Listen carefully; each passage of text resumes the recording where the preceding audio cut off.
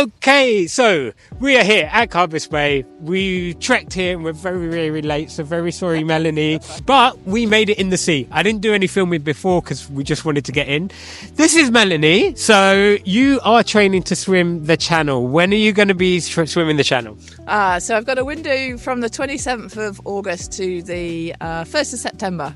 Okay, perfect. So, and what do they wait for in the window? Is it just the conditions? So I have that window, it's a tide, so it's a neap tide, and basically they're waiting for decent weather conditions, decent tide, decent waves, and hopefully just a bit of flat water.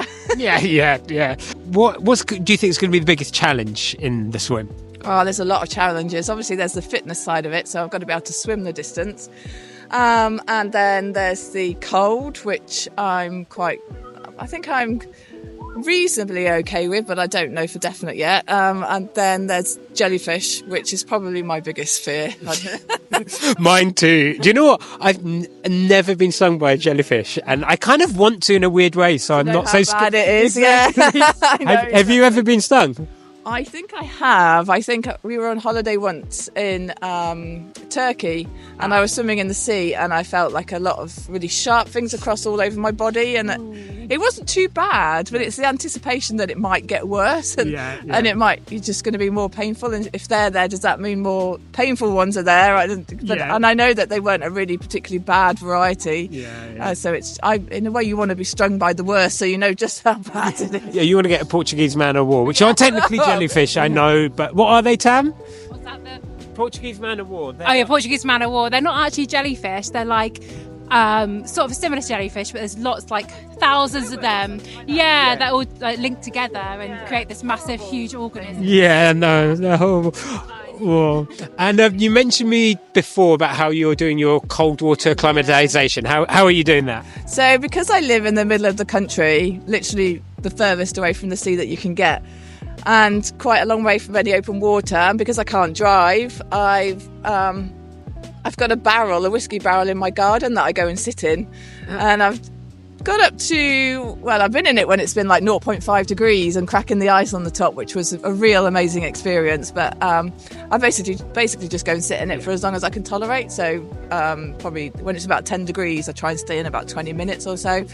So just hoping that it's going to help in the summer. Well, yeah, I'm sure it's going to be a little bit warmer then. And how much you said this was your biggest week training this week. What is a big week training for you? Well, so far, this is the biggest week that I've done, and I know it's going to get a lot bigger from here on. I've done several sessions that are about 3 hours long, and I think I've swam 11 or 12 hours this week and about 36 kilometres. But I know that's for me in the months to come. That's going to be an easy week. It's a bit like marathon running training, isn't it? Yeah. Long runs become your short runs in the end. Yeah. No, definitely. And what's your biggest training week that you've got on your plan? I think I'm not sure entirely what the week total will be, but I think I'm going to end up doing back-to-back Saturdays and Sundays of about 6 or 7 hours. So it's going to be long weekends, I think. Oh, wow. Yeah, definitely. Well, Melanie, I can't wait to see you. I'm sure you're going to complete it. Are you going to be guided during it? How are they going to? You going to have somebody guiding you? Well, you're not really allowed anybody in the water with you. That's what I thought. So everybody swims alongside a pilot boat, and because I struggle to see any communication on the boat or any kind of messages or anything that they might want to tell me, and possibly even I struggle to follow the boat.